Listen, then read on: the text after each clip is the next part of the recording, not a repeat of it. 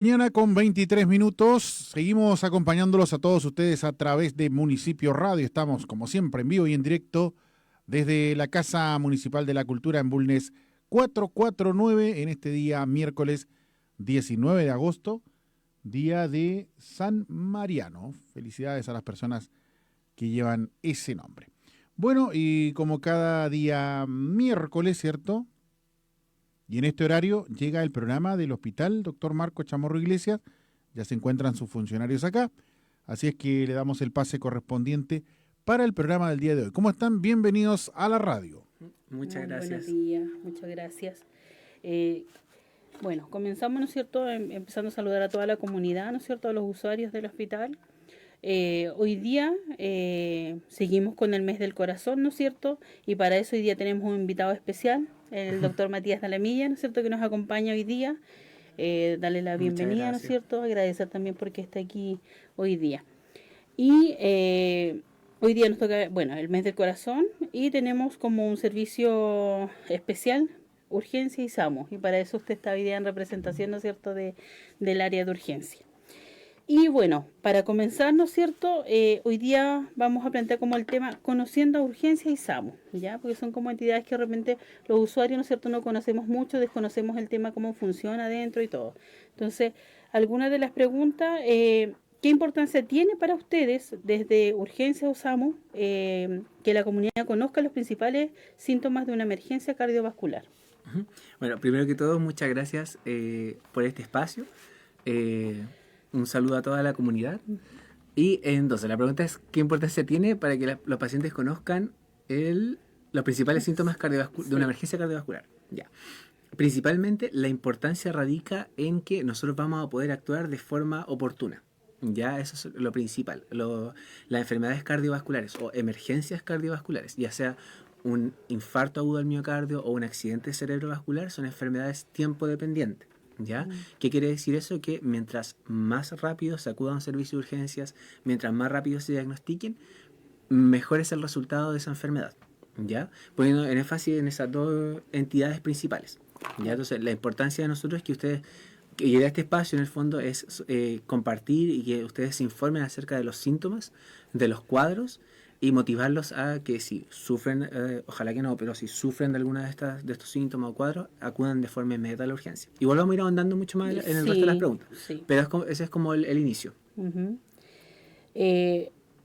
de lo mismo, cuando hablamos de mes del corazón, ¿cuáles son las enfermedades cardiovasculares que más frecuentemente pueden terminar en una consulta de urgencia?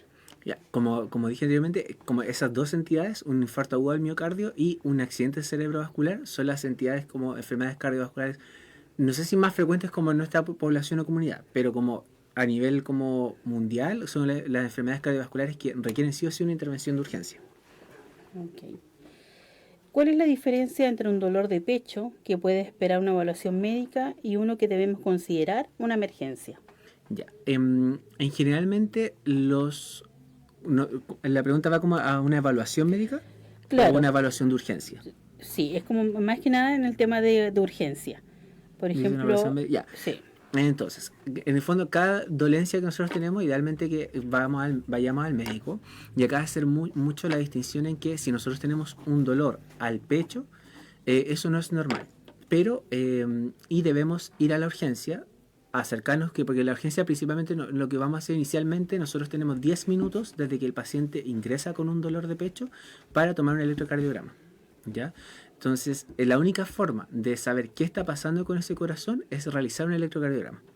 Si, por ejemplo, yo tengo dolor de pecho hoy y digo, pucha, ¿sabes qué? Me duele el pecho, pero no me duele tanto. Y mañana, que sería jueves, ¿cierto? Me acuerdo y digo, ayer me dolía el pecho. Ya, hoy día voy a consultar en el poli, por ejemplo. O voy a ir a la urgencia, que ayer me dolía el pecho. La verdad es que no tenemos mucho con qué trabajar. ¿Ya? Los dolores de pecho, que es como lo principal, nosotros tenemos que tomar el electrocardiograma en el momento en el que está el dolor, porque es como tomar una foto, por decirlo así. Tomamos esa foto y vemos qué le está pasando al corazón en ese momento. Si, por ejemplo, me dolía hace 3 horas, pero ahora no me duele, pero voy a consultar igual, tampoco me sirve mucho, porque puede que ese electro salga normal, pero eso no significa que haya pasado algo en el corazón. ¿Se entiende? Entonces, Claro. el llamado siempre es a consultar de forma oportuna. Y cada dolencia requiere una evaluación médica. No es normal que nos duela el pecho, ¿ya? Y eso no excluye que este dolor de pecho pueda tener diferentes causas. Por ejemplo, dentro de las causas o diagnósticos diferenciales que nosotros podemos hacer de un infarto agudo del miocardio, puede ser, por ejemplo, alguien que sufra mucho reflujo, puede tener alguna esofagitis, también le va a doler el pecho, ¿cierto? Porque el esófago va desde la boca, ¿cierto? Hasta el estómago que está acá y pasa por el pecho, entonces puede doler. Puede ser, no sé, justo una persona deportista o que haga pesas, ¿cierto? Le duele forma muscular, que acá tenemos los pectorales, entonces le duele el pecho igual. Puede ser una persona que justo está resfriada, ha tosido todo el día, tose. Obviamente el toser te va a doler el pecho. Pasa en otras situaciones también que, no sé, incluso un resfrío a veces nos puede generar algo que se llama costocondritis, que en el fondo pasa un resfrío, no tenemos nada, dolor de pecho, nada, pasó el resfrío hace 2-3 semanas y después me empieza a doler el pecho. Justo la unión entre las vértebras, o sea, entre las costillas, perdón, y el esternón. Eso también duele y es generalmente a causa de un resfrío o algo viral. Entonces eso también es un diagnóstico a pensar en el dolor de pecho. Y algo que quizás no hablamos mucho, pero quizás es importante hablarlo, es el tema de salud mental. Muchas de las crisis de pánico cursan con dolor de pecho. Ya una crisis de pánico se puede presentar de muchísimas formas. Puede ser un dolor de cabeza, náuseas, vómitos, sudoración, que se me adormezcan las manos, se me adormezca la nariz, la mandíbula, que me maree, dolor de guatita, diarrea. Y también dentro de esos síntomas, dolor de pecho. Voy a sentir una opresión en el pecho, como que no puedo respirar, y eso igual es motivo de consulta en el servicio de urgencias. ¿Ya? Eso. Cuando hablamos, doctor, usted decía de dolor en el pecho, ¿hablamos de un dolor extenso o, por ejemplo, que empiece como puntaditas? Existen diferentes clasificaciones del dolor de pecho. Puede ser un dolor que sea opresivo, por ejemplo, siempre se describe, o en los libros incluso, como que le dicen el pie de un elefante, la pata de un elefante encima, como que me cuesta respirar. Puede ser un dolor opresivo, puede ser un dolor punzante, es decir, como que tengo una puntada o que me atraviesa, ¿cierto? Un dolor asfixiante también. Puede ser un dolor urente, como que me arde igual el pecho, ¿ya? Entonces tenemos diferentes tipos de dolor, que esos diferentes tipos igual requieren evaluación por un médico. Claro. Doctor, cuando hablamos, por ejemplo, de la alerta de un infarto en una persona, en el caso de la familia, solamente tienen que preocuparse, por ejemplo, que sea como el dolor en el pecho principalmente, o puede venir como al revés, puede venir con otros síntomas que no se asociado directamente al pecho. Sí, o sea, en el fondo, un dolor al pecho que sea consecuente con un cuadro de un infarto agudo del miocardio, no necesariamente va a tener solo el dolor de pecho. ¿Ya? Podemos tener el dolor de pecho asociado a lo que nosotros en medicina llamamos síntomas vasovagales, ya que pueden ser, por ejemplo, náuseas, vómitos, sudoración, mareos, palpitaciones. Todo eso constituye un cuadro, ¿cierto? Y no solamente va a ser un dolor de pecho, sino que este dolor de pecho tiene que tener ciertas características, que nosotros decimos que sean características anginosas, es decir, que sean como concordantes con un infarto. Que sea un dolor de pecho de inicio brusco o inmediato, ¿cierto? Que sea opresivo, que sea constante, que genere mucho, como que sea una intensidad moderada a severo, ¿cierto? Que este dolor probablemente pueda hacer que sea transfixiante, si irradia hacia la espalda, etcétera. ¿Ya? Y, por ejemplo, también otros signos que acompañan este dolor, que se irradia también no solo hacia la espalda, sino que puede ser hacia la extremidad superior izquierda, el brazo izquierdo, puede ser a la mandíbula, los hombros, ¿cierto? Todo eso constituye un cuadro de un dolor torácico de características anginosas, que nos hace pensar, en el fondo, en un infarto agudo al miocardio. Claro. Viendo de lo mismo, cuando hablamos de infarto, por ejemplo, ¿hay alguna diferencia, doctor, en síntomas? Por ejemplo, una persona joven que no tenga ninguna enfermedad, un adulto mayor y una persona que tenga patologías, diabetes, hipertensión. ¿Hay diferencias de síntomas entre los tres? Hay mucha diferencia de síntomas y eso es igual algo que nosotros tenemos que tener en mente. Por ejemplo, en una persona joven es poco probable que tengan como esos síntomas. Generalmente no van a ser características como de infarto agudo del miocardio, la causa del dolor torácico. No. Pueden ser otras causas. Lo más frecuente es que sea una causa más como una crisis de pánico, lo que hablábamos, una costocondritis, o por ejemplo, un dolor más muscular. Eso es la población joven. Lo que no descarta, ¿cierto?, que en caso de que lo sospechemos, puede ser un infarto. No lo descarta 100%. En la población adulto mayor, principalmente los infartos no se manifiestan como un dolor torácico propiamente tal. Eso pasa tanto en los adultos mayores, las embarazadas, mujeres y las personas que tienen diabetes mellitus tipo 2 o diabetes en el fondo en general. Que pasa más allá de un dolor torácico, sino que pasa como un dolor que nosotros denominamos epigástrico, que es en la parte superior del abdomen. Entonces, una persona que cierto tenga un dolor en el abdomen, empiece con náuseas, vómitos, nosotros no vamos a pensar inicialmente que va a ser inmediatamente un infarto, Claro. ¿ya? Pero puede pasar, no sé, viene esta persona, igual tenemos que tenerlo en mente. Ya tenemos que tenerlo en mente y de acuerdo al perfil, eso ya va más como al criterio en el fondo de la situación, evaluar todo el contexto que tiene este paciente, ¿ya? Y todo el riesgo cardiovascular asociado que tiene. Mira, qué Pero bueno saberlo. puede presentarse en esos grupos etarios o en esos grupos en el fondo de esa forma. Claro. Y es bueno saberlo también. Eh, ¿Cómo podemos reconocer rápidamente que una persona podría estar sufriendo un ACV? Ya, un accidente cerebrovascular puede ser de dos tipos. Puede ser un accidente cerebrovascular isquémico, es decir, el vaso sanguíneo se tapa y eso disminuye el fondo de la llegada de sangre hacia el cerebro. O puede ser que este vaso sanguíneo se reviente y salga sangre hacia el exterior. O sea, en el fondo entre el cerebro, lo que va a comprimir el cerebro y también va a provocar síntomas. Generalmente nosotros cuando hablamos de un accidente cerebrovascular hablamos de síntomas negativos. ¿Ya? ¿Qué quiere decir eso? Es como que, para que se entienda en el fondo, como que se va todo apagando. Un síntoma negativo, por ejemplo, podría ser que no pueda movilizar una extremidad, que no pueda hablar bien, ¿cierto? Voy a perder el control motor de mi cuerpo, ya sea de las extremidades o las piernas.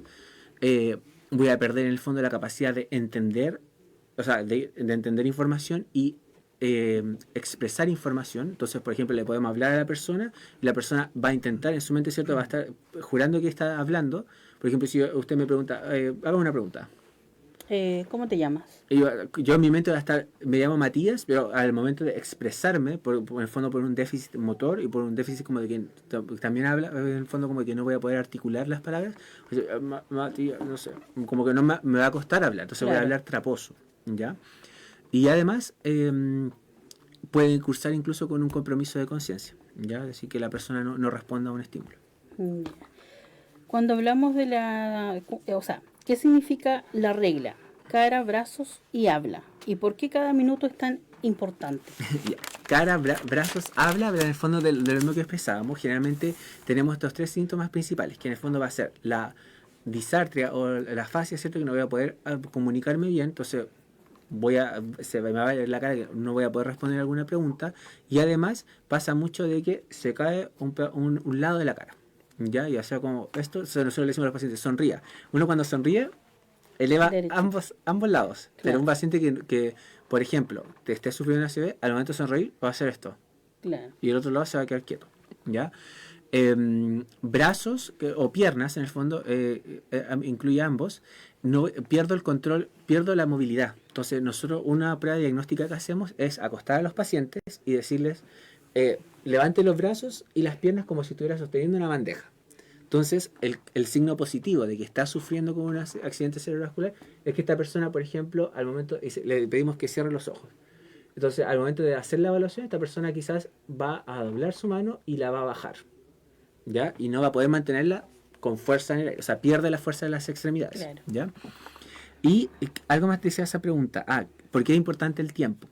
En un accidente cerebrovascular es muy importante el tiempo, porque nosotros tenemos una ventana de tiempo, depende del centro, ¿de cierto? En el cual, en el centro me refiero, dependiendo del hospital, es el criterio de que se utiliza esa ventana de tiempo, generalmente va de 4 a 6 horas, y dependiendo también de los recursos que dispone ese hospital. Es decir, por ejemplo, neurólogo de turno, neurocirujano de turno, posibilidad de trombólisis de forma inmediata, entonces de posibilidad de escáner o resonancia de forma inmediata. Entonces esos recursos van a configurar de que la ventana sea entre 4 a 6 horas. Ya generalmente lo universal es de 4 horas y media.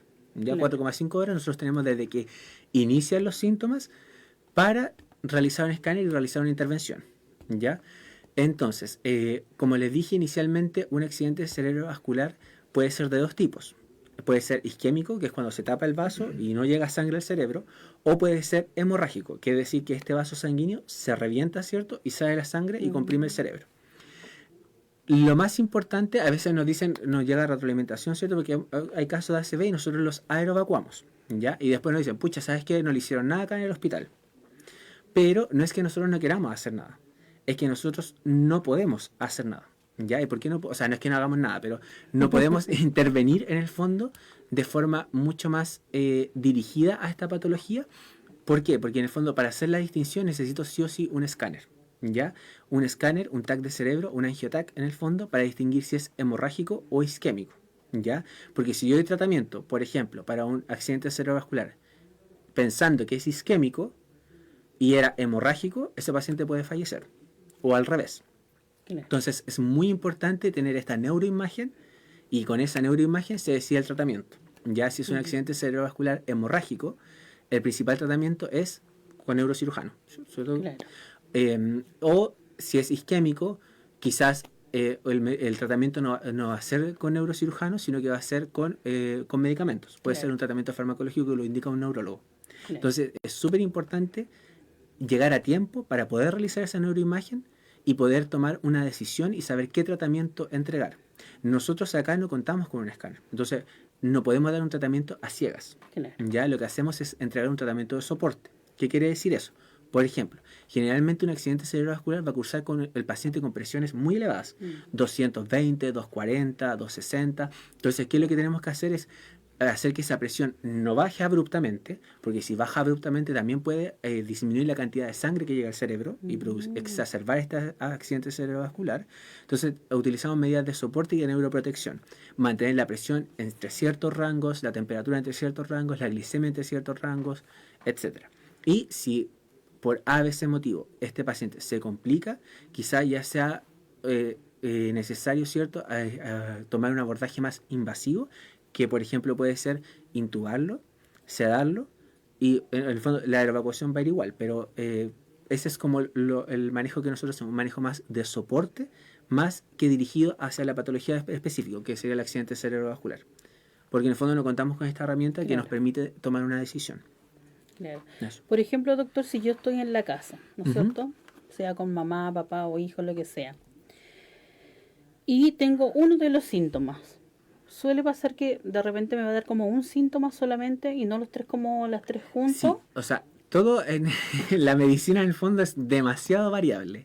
Demasiado variable tanto en personas, en cómo responde al tratamiento, en la aparición de los síntomas. Entonces, si yo tengo un síntoma, por ejemplo, que no pueda levantar este brazo, que no pueda levantar la pierna, que estoy sentado, me paro y me caigo porque tengo debilidad en las piernas, o por ejemplo, no puedo hablar bien o se me cae una parte de la boca, eso ya es un indicador de que hay un déficit neurológico. Entonces, sí o sí requiere atención. No es necesario que tenga los tres síntomas para consultar. Apenas yo tenga un síntoma, dirigirse inmediatamente a la urgencia. Nos ha pasado mucho, y esto igual es un llamado a la comunidad a consultar a tiempo, porque nos ha pasado mucho de que pasan estos síntomas y los pacientes dicen, pucha, es que se me durmió el brazo ayer, pero después volvió. Y hoy día me empezó de nuevo, pero volvió. ¿Y hace cuánto fue? No, en la mañana, pero consulta, no sé, a las 6 de la tarde, 5 de la tarde. Entonces, desde el inicio de los síntomas hasta el inicio de la consulta ha pasado muchas horas que perdemos ese periodo de ventana. Entonces, ya en ese periodo de ventana, la intervención que se va a realizar no va a tener el mismo resultado que cuando fuese una intervención inicial. Claro. ¿Ya? Pasa mucho igual en adultos mayores. Yo no me ha tocado verlo acá, pero sí me ha tocado verlo en lugares que trabajé en Santiago, que los pacientes despertaban y estaban no se podían mover. Entonces los cuidadores o los familiares iban a verlo, hoy no te has levantado, y los pacientes no se podían mover, y ya, no sé, quizás desde qué hora de la noche estaban así. Claro, porque están durmiendo, entonces están todos durmiendo, nadie se da cuenta, y despiertan y ven a sus familiares o la persona que cuidan de esa forma y lo llevan al servicio de urgencia. De esa forma igual es imposible en el fondo determinar desde qué hora se utiliza en el fondo la última hora desde que alguien vio bien a esa persona. Claro. ¿Ya? Para determinar en el fondo el periodo de ventana. Claro. Por ejemplo, si yo no tengo, el acceso de poder llevar a, ¿no es cierto?, a mi familiar, ¿puedo llamar al 131? Sí. Por supuesto, el fondo del 131 es el número del SAMU, que es la ambulancia. Ese número coordina a una base que está en Punta Arenas, ya que es el centro regulador. Nosotros como Hospital de Porvenir no sacamos las ambulancias, o sea, no tenemos la disposición de, o sea, no la disposición como la autoridad de sacar la ambulancia, sino que en el fondo el flujo es, yo como paciente llamo al SAMU en el 131, este llamado se dirige al centro regulador en Punta Arenas, se explica la situación, se da la dirección y desde Punta Arenas se devuelve el llamado acá al hospital de Porvenir y suena la radio. Salida de móvil avanzado, salida de móvil básico, que quiere decir en el fondo que va con TENS, o sea, conductor, TENS, enfermera, o solo con conductor y TENS, y da la dirección, el probable diagnóstico, ¿cierto? Los síntomas de la persona que está llamando. Pero todo eso, en el fondo, ese es el flujo en el fondo del llamado. Pasa muchas veces que incluso la gente llama a la urgencia.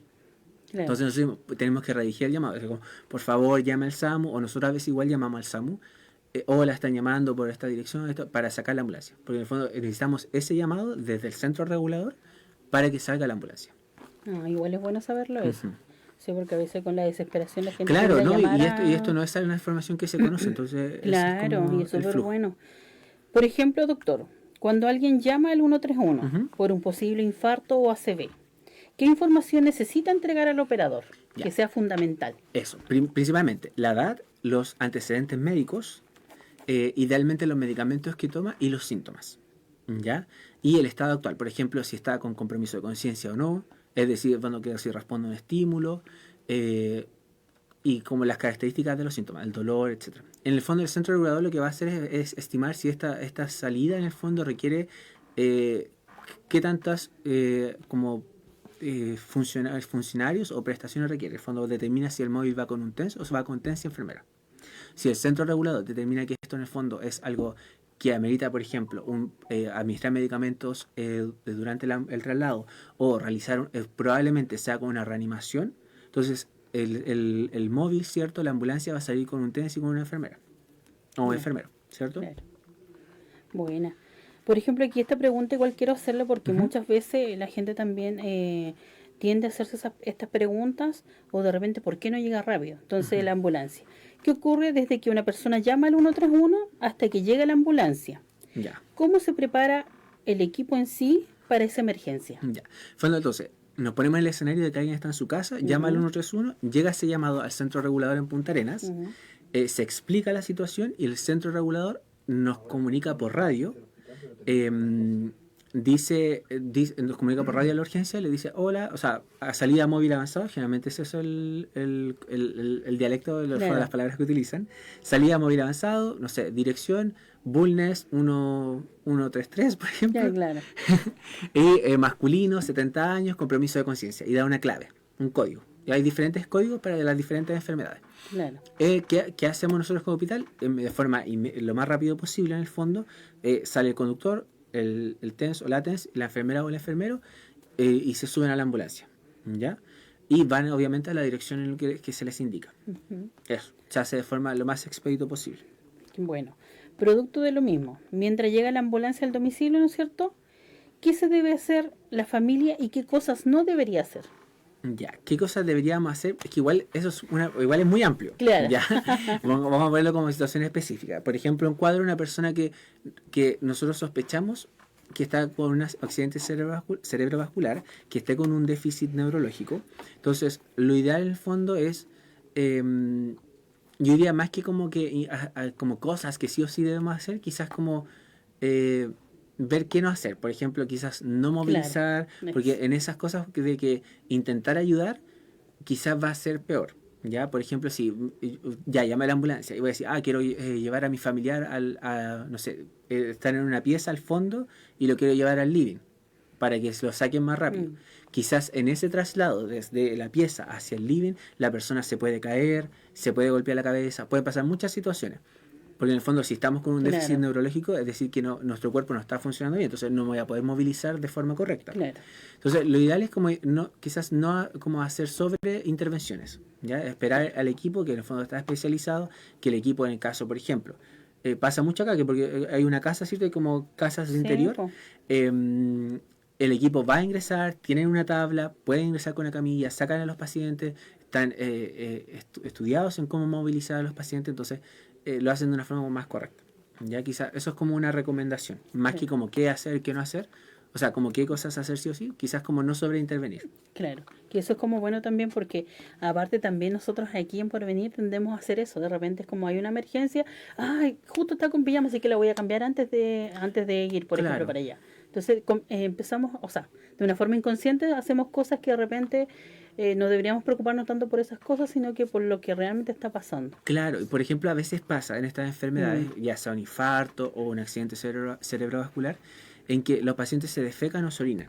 Y los familiares, ¿cierto? Como, pucha, no quiero que lo vean así, o no quiero que claro, los bañan, o los ponen, los meten, ¿cierto?, a la ducha, o lo intentan duchar. Y eso igual es súper peligroso, porque en el fondo, claro, como les digo, hay un déficit neurológico que impide la movilidad de esa persona. Entonces, si claro, esa persona se resbala, se cae, se golpea de la cabeza, agrava la situación, claro. más que ayudarlo.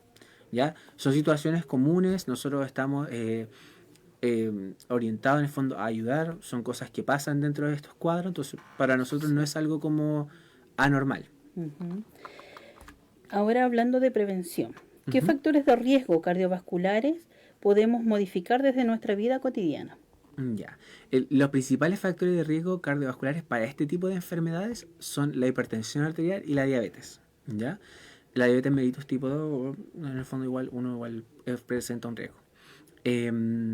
¿Y por qué estas enfermedades? Porque en el fondo, como hablamos de enfermedades de vasos sanguíneos, estas enfermedades afectan los vasos sanguíneos, de alguna u otra forma. Entonces, el prevenir estas enfermedades nos ayuda a cuidar nuestros vasos sanguíneos y por ende nuestro cerebro y nuestro corazón. ¿Ya? ¿Y qué factor de riesgo modificable? En el fondo, igual ya hemos hablado de esto en otros Sí, capítulos, sí, pero, por ejemplo, alimentación balanceada, el hacer deporte, el bajo consumo de sal, el tomar, si tengo una enfermedad, tomar los medicamentos, ya, porque hay veces que la gente dice, pucha, tengo hipertensión, tengo diabetes, pero no siento nada, me siento súper bien, pero la enfermedad sigue avanzando. En claro. el fondo, yo que no me sienta mal no significa que no tenga la enfermedad. Entonces no se toman sus medicamentos. O se los tomaron y dicen, no, es que ahora me siento bien, entonces los dejé de tomar. No, la idea es que son enfermedades crónicas, entonces los medicamentos son de por vida. ¿Ya? Ujú. Eso es como los cuidados principales como para de factores de riesgo cardiovascular, que son como los clásicos, ¿cierto? Como de vida sana. Claro. Por ejemplo, aquí otra pregunta asociada a Ujú. lo mismo, porque de repente hay mucha gente que dice, yo por tema de trabajo no puedo hacer esto, no puedo hacer el otro. ¿Qué recomendaciones sencillas le daría a una persona que trabaja muchas horas sentada y quiere comenzar a cuidar su corazón? Ya. Pucha, igual hay un tema súper delicado en el fondo porque tenemos Sí. es un tema más estructural más que un tema como médico, ¿cierto? Igual Mm, uno tiene que tener como conciencia en sus recomendaciones. No sí. lo voy a decir a alguien que está trabajando todos los días que, oye, sale a correr 10 kilómetros todos los días, porque obviamente va a llegar cansado al trabajo. Entonces, quizás hacer cosas pequeñas que incluirlas dentro de nuestra rutina que nos ayuden, ¿ya? Por ejemplo, ¿qué cosa lograble puede ser de incluir en nuestra rutina y que nos ayude a mejorar? Caminar. Caminar es un ejercicio sencillo para la gran mayoría de la Mm, población, ¿cierto? Obviamente hay personas que están con uso de, con ayuda de movilidad, pero para la mayoría de las personas caminar es lograble. Y más ahora en el verano que ya no hay tanta helada, no hay tanta escarcha, ¿cierto? No es resbaloso. Si esa persona, por ejemplo, saliera 10 minutos, 15 acá igual es como todas las distancias son cortas, entonces mm. como que igual es posible irse caminando al trabajo, Sí, ¿cierto? Entonces, por ejemplo, que alguien se levante un poquito más temprano y se va caminando al trabajo y se devuelva caminando. Eso ya es un cambio de hábito que lo incluimos a nuestra rutina, pero que va a impactar mucho si lo claro. hacemos de forma Que diaria. genera un cambio. Genera un cambio. Sí. Basado también, doctor, en su experiencia, y si es que le ha tocado también, eh, ¿cuál sería, o sea, cuál es uno como de los errores más frecuentes que de repente cometen las personas al llegar tarde a una urgencia, por ejemplo, de infarto o ACV? ¿Le ha tocado así como que Sí, o sea, en el suelen... fondo, yo creo que más como la misma pregunta se responde. Sí. El llegar tarde, ¿ya? Mm, A mí personalmente me ha pasado acá que una situación como la que mm, comentaba, que una persona tiene esos síntomas y consultó el día después, ¿ya? mm, Y eso tiene muchas consecuencias porque en el fondo un accidente cerebrovascular fuera de ventana implica que esa persona probablemente quede con un déficit neurológico, mm, ¿ya? Y con una secuela. Entonces, ¿cuáles puede ser esa secuela? Por ejemplo, puede ser que esta persona pierda movilidad de su cuerpo, ya que puede ser de una extremidad superior o una extremidad inferior. Puede ser que esta persona presente problemas para tragar, y después le cueste mucho comer, se tenga que poner alguna sonda o se tenga que realizar algún tipo de intervención más invasiva, puede ser que esta persona termine, ¿cierto?, con un problema al hablar.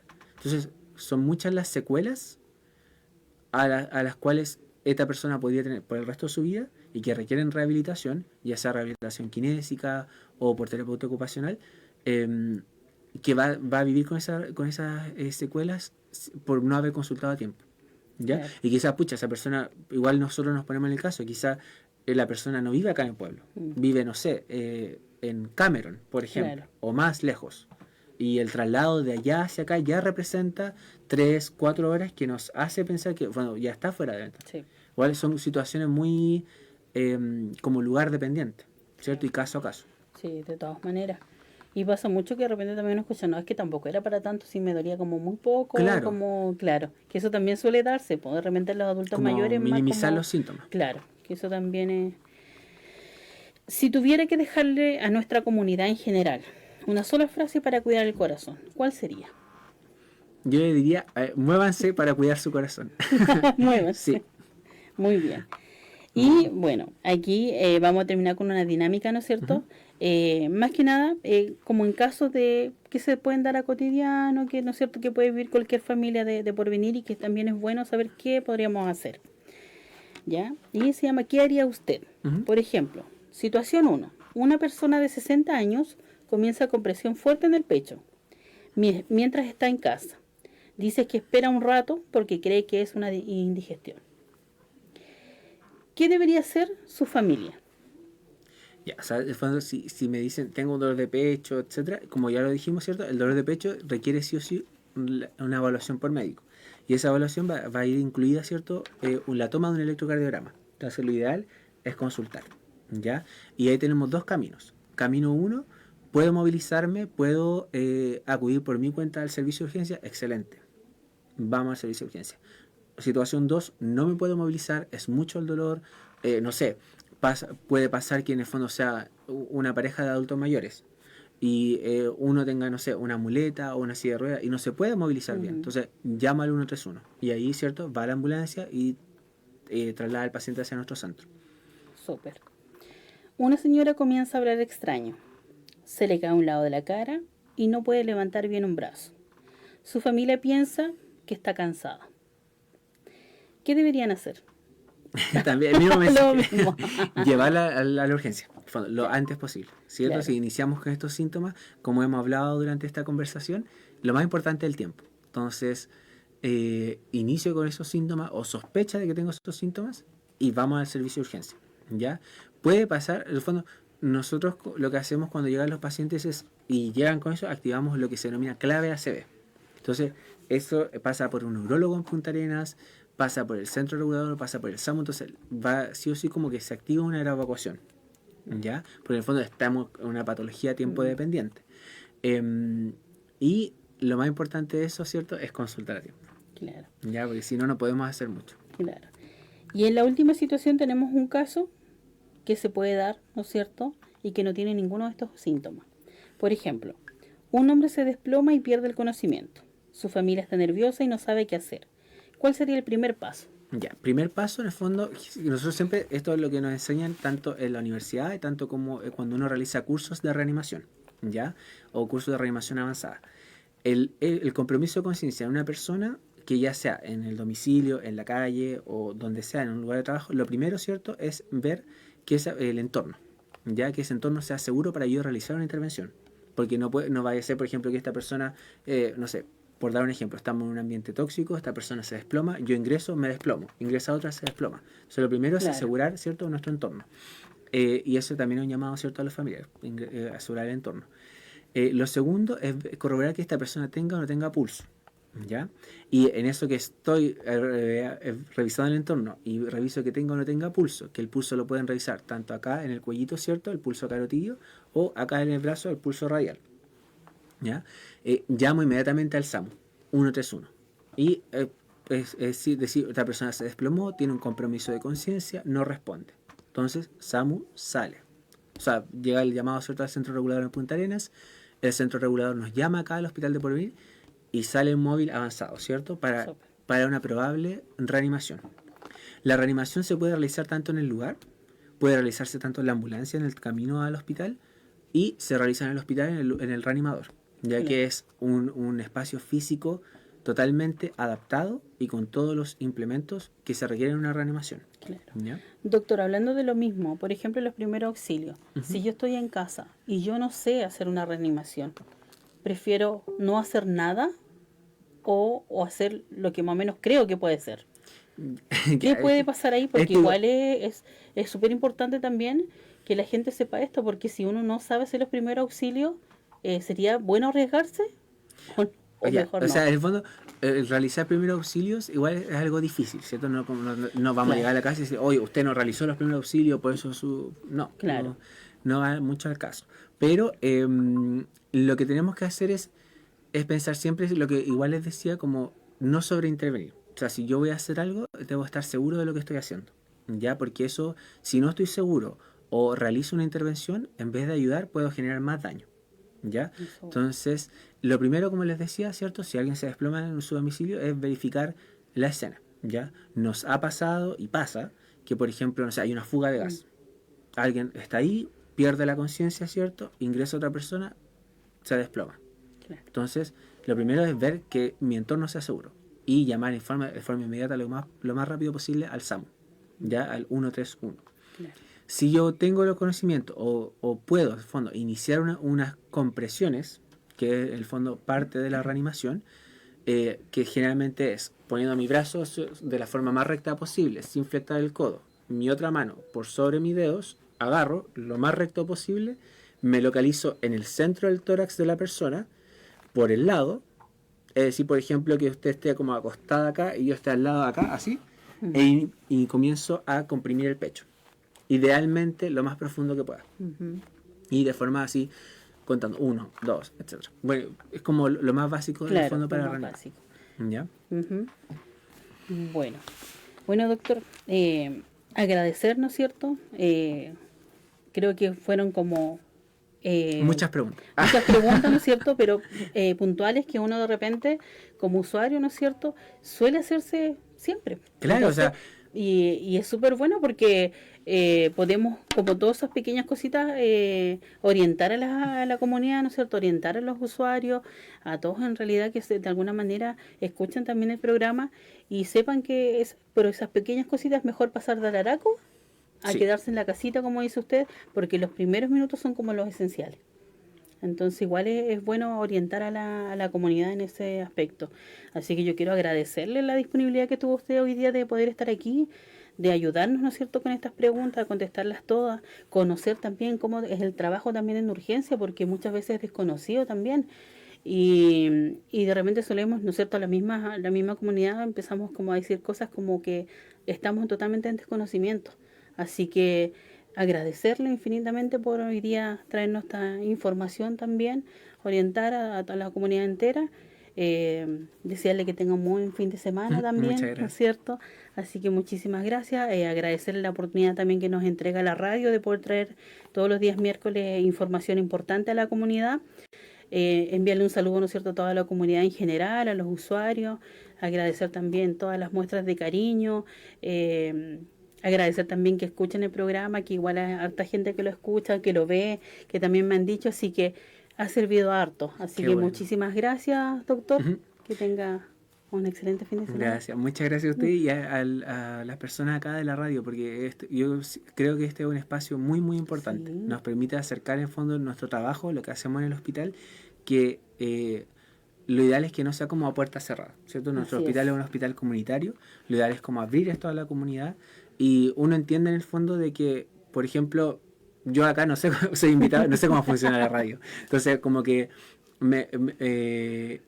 como extrapolando el ejemplo, no sé cómo funciona la radio, entonces hay muchas cosas que me generan como preguntas, dudas, etcétera. Lo mismo asumo que sucede en el hospital, ¿cierto? Claro. O sea, un usuario que no va mucho al hospital por no saber cómo funciona, que está bien, porque no tienen por qué saber las personas cómo funciona el hospital, no tienen por qué saber cómo funciona en el fondo la medicina, en el fondo, por eso estamos nosotros. A veces nuestras conductas se toman como de una forma como ajena, o como como que no se sabe mucho de lo que estamos haciendo. Justamente. Pero en el fondo nosotros trabajamos en base a nuestros protocolos, trabajamos en base a conocimiento. Cada acción que nosotros realizamos está justificada, Claro. ¿ya? Y también supervisada, ¿cierto?